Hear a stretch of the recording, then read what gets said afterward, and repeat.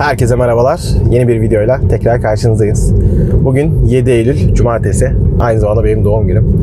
O yüzden bugün eşimle birlikte dedik ki doğum günümüzde evde durmayalım. Çıkalım. Hava da güzel ve bir gezi kanalı olduğumuzu hatırladık. Kristiansand'a bir gezmeye gidelim. Nasıl bir şehirmiş? Çok methedilen yazlık bir bölge olduğunu biliyoruz. O yüzden dedik ki hazır hava da güzelken bir oraya gidelim. Oraları bir gezelim. Hem gezelim hem de sizlere bunları paylaşmak istedik. Şimdi yola çıktık. Saat sabah 8. Yanımıza bir şeyler hazırladık. Güzel bir yer bulunca orada durup kahvaltımızı yapacağız. Çok daha fazla uzatmadan artık oraya doğru geçiyoruz. Şimdi ilk defa bir mola verdik ve kahvaltımızı yapıyoruz. Yol kenarında hemen şöyle güzel bir göl kenarı bulduk. Hemen dedik ki buraya sandalyemizi atarız. Burada kahvaltımızı güzelce ne yaparız diye düşündük. Norveç'te zaten bu çok güzel bir avantaj. Yani binlerce göl olduğu için ülkenin her yerinde göller var. O yüzden çok rahat bir şekilde hiç yol üstünde bir yerde taşların içinde yemeye hiç gerek kalmıyor. Hemen otoyolun biraz yanında hemen bir göl çıkıveriyor karşınıza. O da keyifli bir yolculuğa sebebiyet veriyor. Biz de şimdi bir şeyler yedik. Şimdi yavaştan yola çıkacağız. Bir 2,5 saatlik yolumuz var. Bir tane bir yolda bir şarj yapacağız. 2 galiba. 2 saat falan yol var ama bir kere de bir şarj yapmamız gerekiyor. Bir yarım saat de orada harcarız herhalde. Öğlen gibi işte Kristiansand'da olacağız. Şimdi kalkalım, yola çıkalım. Artık rotamıza doğru gitmeye devam edelim.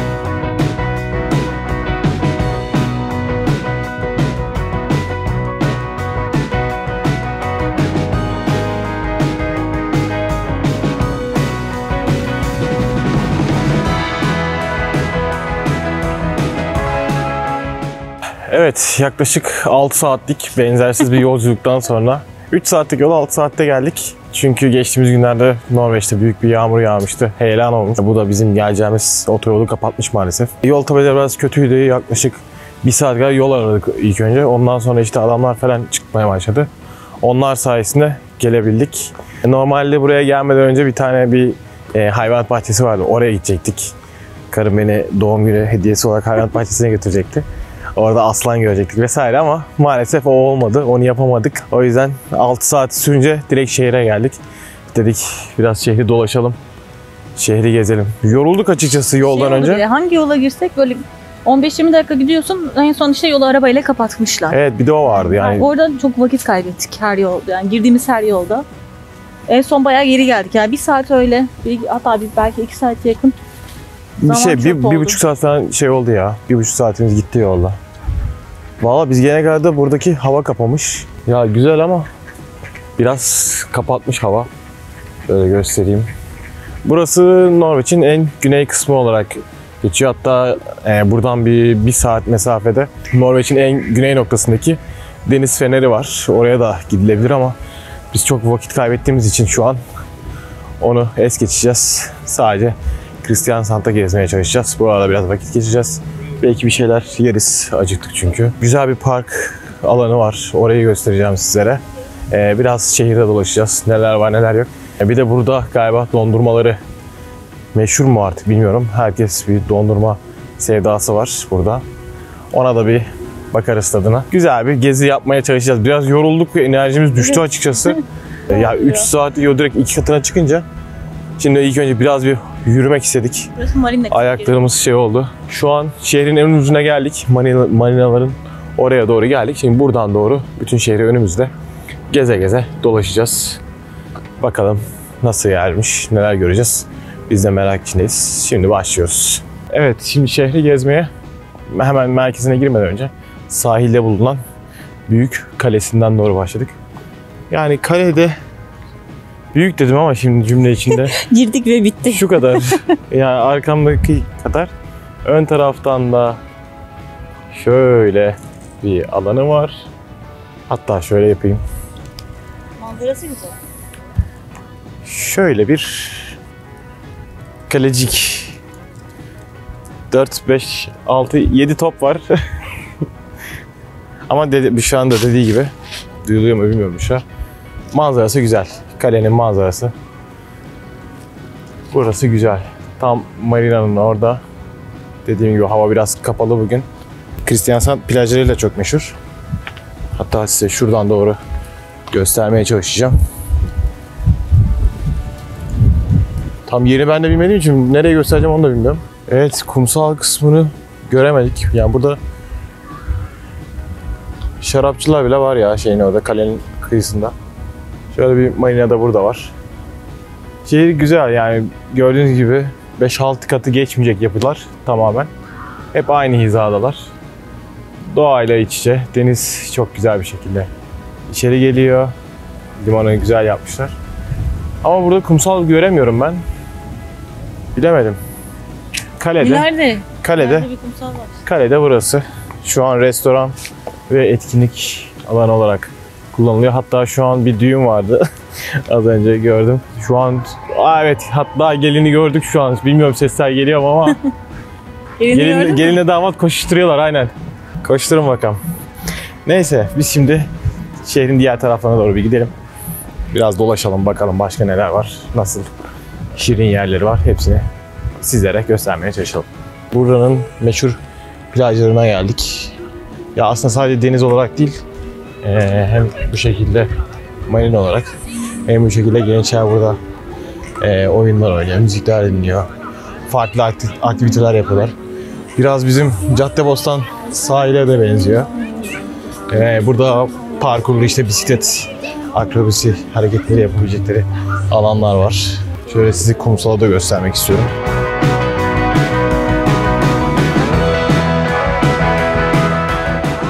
Gördüğünüz gibi şu an gözüküyor mudur? Geniş açı olduğu için biraz zor. Biraz daha yaklaşayım. Şu an denize girenler var. Evet, gerçekten var. Bugün hava 22 derece. Hafif bir rüzgar da var hatta. O yüzden mikrofonu bile cebime doğru koydum. Şey olmasın diye, ama insanlar şu an suyun içinde voleybol oynayanlar var. Gölgelenenler var. Bayağı şu an ya beklediğimden kalabalık.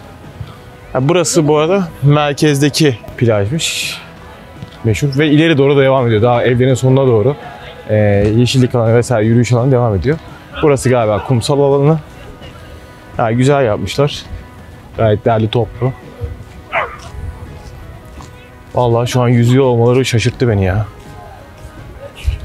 Biz de yüzdük ama bu kadar rüzgar bilemedim. Neyse, şimdi sahil kısmında göreceklerimiz bu kadar. En son bir de oradaki balık haline gideriz. Çünkü Norveç şehri dediğim zaman ilk balık hali akla gelir yani, balıkçılığıyla ünlü bir ülke olduğu için. Muhtemelen kapalıdır bu saatte. Evet, kapalı olma ihtimali var ama hiç değilse bir bakarız neler var. Bergen'le kıyaslayabiliriz zaten. İçine girilmiyor balık hallerinin. Yani ben giremiyorum. Bergen'deki gibi değil yani. Çok kötü kokuyor. Bergen'deki açık yolu hatırlıyor musun? Yengeçler koridor Yok, öyle şeklindeydi. değil. Burası kapalı. İşte. Çok kötü kokuyor içerisi. Bilmiyorum. Belki Neyse. balık ürünleri sevenler, yani deniz ürünü sevenler rahatsız olmuyordur ama sen sevmezsin. Bakarız ya. Şimdi neyse biz şehrin içine doğru gidelim. Çünkü sahil tarafında işimiz bitti. Büşra'ya da videodan doğru komut veriyorum. O tarafta daha bir şey yok. Şehir bu tarafta kaldı. Şehre gidelim. Şimdi yürürken fark ettik. Hemen solumuzda gördüğünüz binada da kocaman bir yarı olimpik sanırım. Yarı olimpik havuz var. Artık Hemen yarısını de- tamını bilmem, görmedim. Evet. Dışarıda da var küçük bir yuvarlak. İçeride de kapalı havuz var. Bayağı. Yani bu kadar plaja yakın havuz yapmış olmaları beni şaşırttı ama sanırım böyle spora kapalı daha havalarda da yüzebilmek için. Yani. Hem de sahilin yanında. Güzel ya, ben bu sahil düzenlemesini çok beğendim. Oslo'dakinden çok farklı ve bence daha güzel olmuş yani, derli toplu. Her şey çok yakın yani.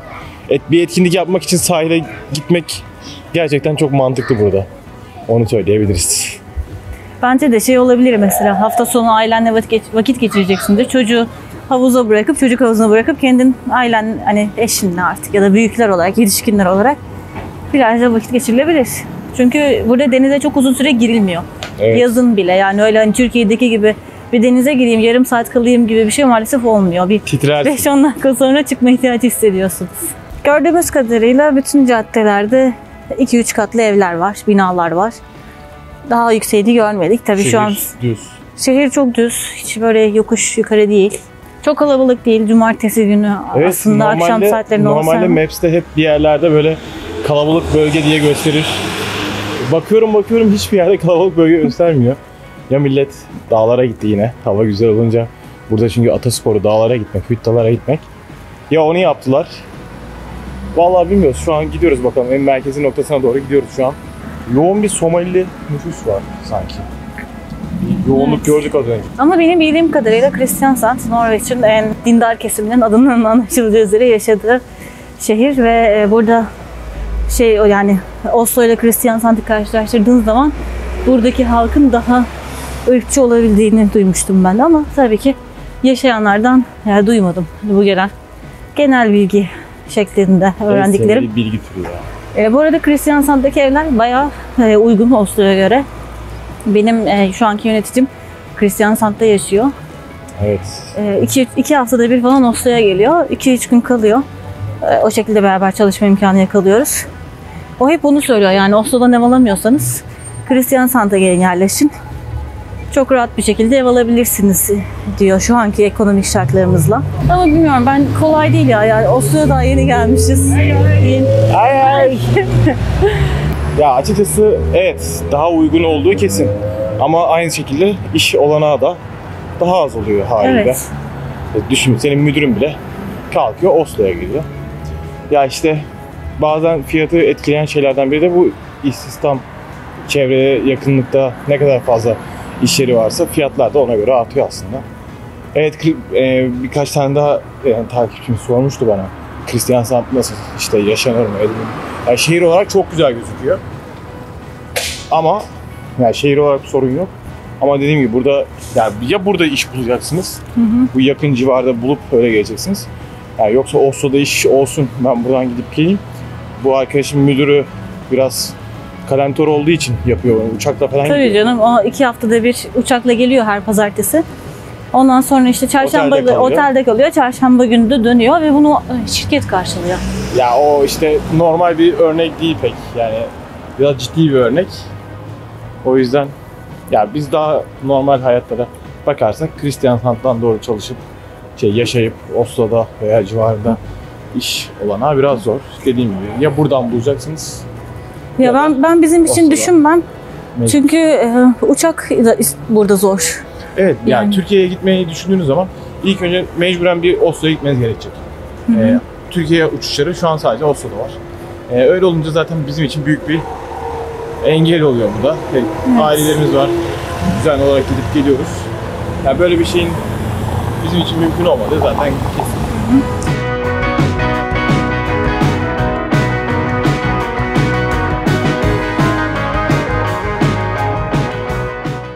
Evet, şimdi Kristiansand'ın en hareketli noktasına geldiğimizi düşünüyoruz. Maps'te böyle bir yer göstermiyordu ama ya yoğun kalabalık diye bir şey göstermiyordu ama şu an burası bayağı kalabalık. İşte kafeler, steakhouse'lar, McDonald's var, marketler falan. Bayağı düz. Yani dediğim gibi düz bir yer. Yeni düz şehirlere bu arada zaafı var. Evet. Bayılıyor düz şehirleri. Çoğu videoda bahsediyorum bundan ama ben düz şehir gerçekten seviyorum. Yürümesi keyifli, bisiklete binmesi keyifli. Ya bir yerden bir yere gitmeye üşenmez insanlar. Ben de onu seviyorum açıkçası. Böyle düz bir yer olduğu zaman bir de hem yeşil hem düz olursa o zaman zaten benim oraya gömün ya. Ben orada yaşarım. Ve gördüğünüz gibi burası da gayet düz. Şurada hafif bir rampa var ama. Bir de yolun sonu denize çıkıyor. Evet, bir de yolun sonu denize çıkıyor. Birazdan oraya doğru gideceğiz. Kilise nerede? Onu kaçırdık konuşuyoruz. Kilise yanda mı kaldı? Burada çok meşhur, yani meşhur dedim, merkez cami tadında bir kilisesi var. Orası tabii ki ya böyle küçük şehirlerde en merkezi nokta aslında. Ya daha doğrusu şehir kilise yapılır, etrafına şehir kurulur şeklinde devam ediyor. Bakacağız şimdi hala gidiyoruz. Biz de çok bilmediğimiz için açıkçası sizle birlikte keşfediyoruz. Sizle birlikte göre çekim yapıyoruz biz de. O yüzden hep birlikte şu an Kristiansand'ı keşfediyor durumundayız. Evet, meşhur merkezi kilisede tam olarak burada. Dediğim gibi yine etrafı kalabalık, gayet canlı. İnsanlar kafelerde oturuyor vesaire. Cumartesi burada tatil günü. Kafeler hariç. Bir de market çalışanları hariç. Ama pazar günü burada bir kişiyi dahi göremeyeceksiniz. Çünkü bütün bu kafelerin çalışanları da, market çalışanları da hepsi tatilde olacağı için pazar günü genelde kimse dışarı pek çıkmıyor. Buralar iyice boş oluyor. Yani şu an bile buraya kalabalık diyoruz ama videolarda en çok gelen yorumlardan biri abi 10 kişiyi görünce kalabalık diyorsunuz diyor. Ne yapalım, o kadar adam var. Başka da adam yok.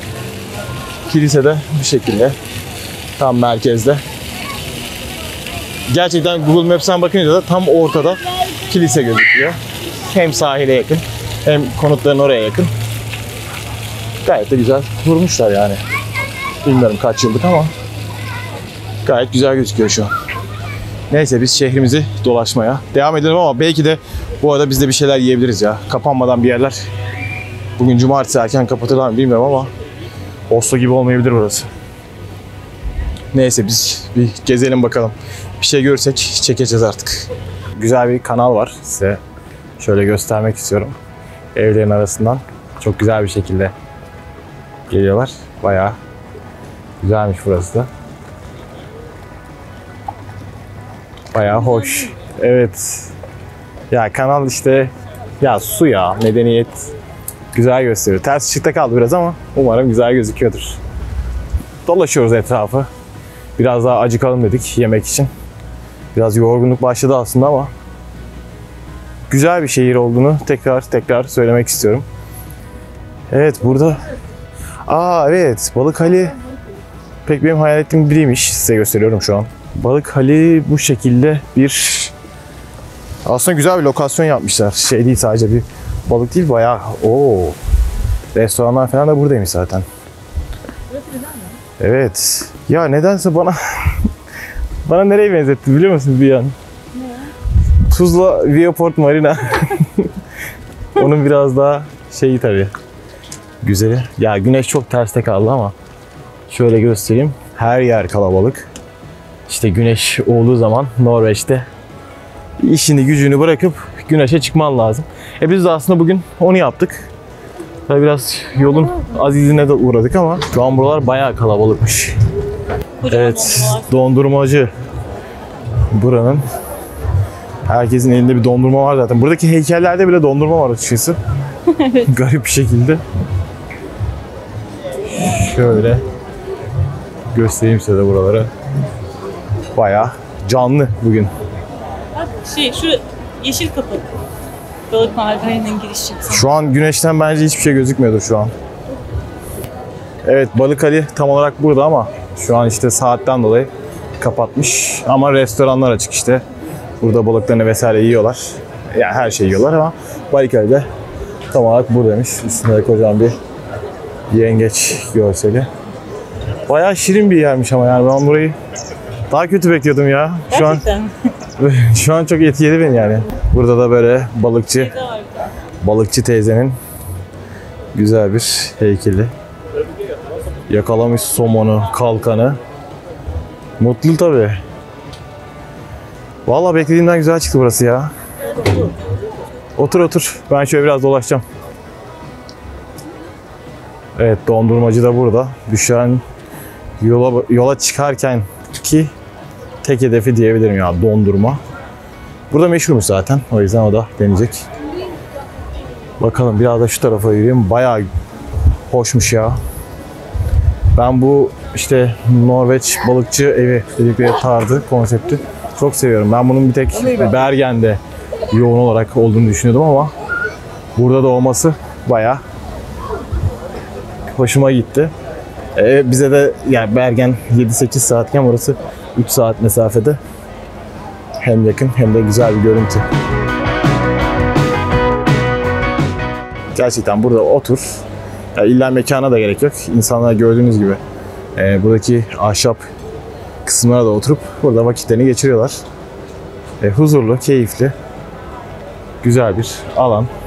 Bu tarafa doğru da artık herhalde sonuna doğru geliyoruz. Şu arkadaki yapı da gemi gibi duruyor. Deminden beri gemi sanıyordum ama değilmiş. Onun içinde de inanılmaz bir kalabalık var. Hemen o sırada siz etrafı izlerken ben de Maps'ten bakacağım. Neymiş? Orası tiyatro diyor. Tiyatro değil ama bir tabela tarzı bir şey varsa bakacağım ne olduğuna. Çünkü inanılmaz bir sıra var önünde. O kadar güzel bir şeyse biz de gidelim. Kilden, evet, tiyatro ve konser salonuymuş. Şurada da görselleri var. Bayağı güzelmiş. Tasarımı da güzel. Bu arada şunu dikkat ettik biz. Norveç'te, yani büyük şehirlerde genelde. Bu arada Kristiansand da Norveç'in 80 bin nüfusu var. Norveç'in 6. veya 5. en büyük şehrinden birisi. Bayağı güzel ve simgesel böyle yapılar yapıyorlar. Oslo'da da opera binası yapılmış işte. Daha bunlar da yeni yapılıyor. Yani önceden olan şeyler değil. Buraya da bunu yapmışlar. Bu da bayağı güzel gözüküyormuş.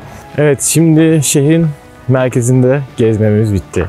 Yemeğimizi de yedik. Şimdi buranın en meşhur bir diğer yeri de Ravnedalen Parkı. Burası şu an göstereceğim size. Ben de şu an ilk defa görüyorum. Büşra daha önce gezmişti burayı.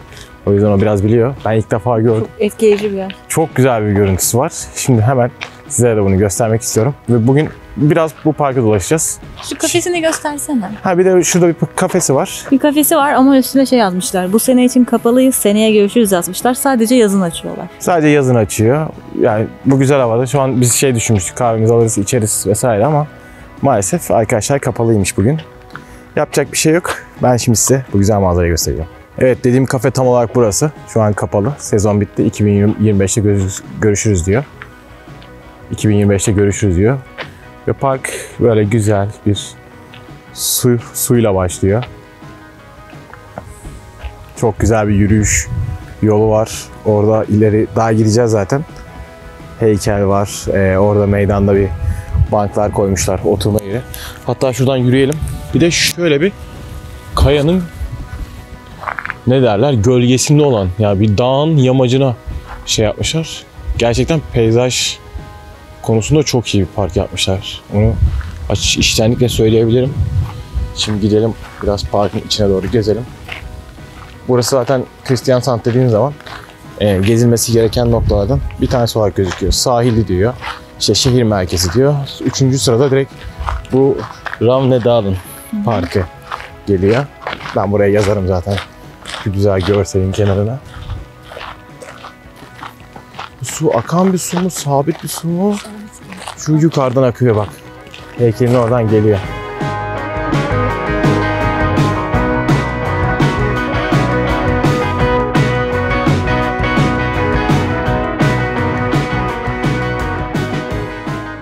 Biz bugün sözde buraya erken saatlerde gelecektik. Güneşte biraz oturacaktık vesaire ama maalesef hem yolun uzaması hem de önce şehri dolaşmamızdan dolayı şu an saat 7 oldu. Yani sabah çok erken saatlerde başlayan yolculuğumuz akşam 7'ye geldi. Şu an artık buraya gün ışığı dediğim gibi arkadaki dağdan dolayı pek vurmuyor. Ama bu görüntü gerçekten şu an bile çok keyifli bir yer ya. Ve şu an inanamadığım bir şey var. Bir kişi var orada müzik dinliyor. Başka da kimse yok. Yani herkes şu an aşağı tarafta. Biraz ters yaptık galiba. Bilmiyorum, herkes şu an Cumartesi akşam olduğu için insanlar daha çok merkezde. artık evet. Bir de artık Kafelerde, akşam oldu. Yani barlarda. park saati bitti biraz. Evet, biraz park saati de bitti şu an ama şöyle bir görsel. Belki bunu kapak görseli yapabilirim. Bakacağım buna, evde bakacağım. Şu an ben çok güzel görüyorum ama kamera nasıl görüyor tabii onu bilemiyorum. Dediğim gibi şuradan galiba su geliyor, besliyor burayı. Aynı şekilde ileride de bir yerden gidiyor. Burada da bu adam parkın şeyi miymiş ya? General yazıyormuş, pardon. Ben de park... Kafenin adı da General'ın. Ha. Hangi general tabii? General'in yeri demek ki kafe. Olabilir. Evet, su buradan geliyormuş lıp lıp. Pis su dedin ama gayet güzel bir su geliyor ya. Ne gibi? Pis dedin ama güzel bir su geliyor dedim. Aa, burada konser alanı da var. Bir de böyle bir şey var. Norveç'te açık konser alanları oluyor. Özellikle yaz zamanı sürekli bir etkinlik yaptıkları için bu tür mekanları buralarda kullanıyorlar. Burada da güzel, geniş bir burada da geniş bir katılım alanı oluyor haliyle. Sahneyi de büyük ihtimalle buraya koyuyorlardır. Evet, bu arada sadece bu alan değil, onu fark ettik. Merdivenlerle yukarılara çıkıyor. İlk girdiğimiz dağın eteğinden de gösteriyordu bir tane merdiven. Bayağı yürüyorlar. Şurada ne var görebiliyor muyuz? Şey yok gibi. Şöyle fışkıyenin oraya gidip birazcık oturalım artık ya. Çünkü çok saat oldu, biraz yorulduk. Evet ya, bir de içimi çok güzel kesmişler. Ben de ona kıskandım deminden beri. Bizim bahçeninki böyle olmuyor. Sonbaharın renkleri de yavaştan artık yaz bitti zaten. Önümüzdeki hafta birden 10 derece düşüyor hava. Şu an 22-23 ya 13 derecelere düşüyor. Yavaştan artık sonbahar koşa koşa geliyor. Ama şöyle bir şey var. Yavaştan yanlış oldu. Koşa koşa geliyor. Ama şöyle bir şey var. Burada sonbahar güzel bir şekilde uzun sürüyor. O yüzden bu dönemde Norveç'e gelmeyi planlayanlar varsa çok güzel sonbahar manzaralarını her yerde görebilirler. Yani buraya hangi tarihte geleceğini düşünenler için yaz zaten güzel. Mayıs'tan başlayarak. Bence en güzeli Mayıs bu arada. Yani Mayıs'ın çok güzel olmasının sebebi de o kadar hızlı yeşil oluyor ki her taraf. Evet. Böyle o dönüşümü izlemek insanlara çok büyük keyif veriyor. O yüzden burada ya kime sorsanız çoğu insanın favori ayı Mayıs olabilir. Aynen. Yani Temmuz mesela değil. Kimsenin favori ayı değil. Çünkü Temmuz genel olarak yağmurlu geçen bir ay olduğu için çoğu Norveç'te de zaten bütün yıllık izinlerini Temmuz'da kullanıp o şekilde harcıyorlar Temmuz'u. Ya buraya hangi tarihte gelinir? Bence en son Ekim ortası olabilir. Çünkü geçen sene abim gelmişti Ekim başında. O zaman hava güzeldi yani çok soğuk değildi. 10 dereceydi ama buradaki 10 derece öyle üşütmüyor ya. Garip bir şey. Ya üstünüzde montunuzla gayet her tarafı gezebiliyordunuz. Ama Aynen. Ekim ortasından sonra artık montunuzla böyle saatlerce dışarıda kalabileceğiniz bir hava olmuyor. Yani elleriniz, ayaklarınız, yüzünüz bir yerden sonra çok üşüyor. Bir de o kadar kalın kıyafetlerle de gezip dolaşmak zaten insanı biraz yoruyor. Ben buraya bir virgül koyacağım sadece. Şu bilgiyi eklememiz lazım. Biz tabii ki Oslo için bahsediyoruz. Evet. Oslo şimdi buraya göre biraz daha kuzeyde kalıyor. Yani hem doğu hem kuzeydoğuda kalıyor daha doğrusu. Yani biraz daha belki 3-5 derece mevsimsel fark vardır. Ama benim bildiğimde buralarda da yağmur fazla oluyor. Ya bir de şöyle bir şey var. Kış turizmi için geliyorsunuzdur. Ona hiçbir şey diyemem. Kış için zaten Kasım'da gelmeyin, Aralık'ta gelin. Kasım'da çünkü sadece soğuk oluyor. Yani üşüyorsunuz. Ne kar var ne buz var. Kış turizmi için de en mantıklısı aslında Aralık ve sonrası. Neyse, bu konular başka videoların konuları. Bunlara daha sonra gireriz, değiniriz tek tek. Bizim Kristiansand'la alakalı anlatabileceğimiz, gösterebileceğimiz başka bir şey kalmadı. Umarım keyif almışsınızdır. Biz gezerken çok keyif aldık. Her ne kadar yol çok zorlayıcı olsa da o heyelan dolayısıyla yolun kapanması bizi bayağı bir erken yorulmamıza sebebiyet verdi. Videonun sonuna gelirken videoyu beğenmeyi ve kanala abone olmayı da unutmazsanız bizleri sevindirirsiniz. Kristiansand'dan hepinize çok selamlar. Kendinize çok iyi bakın.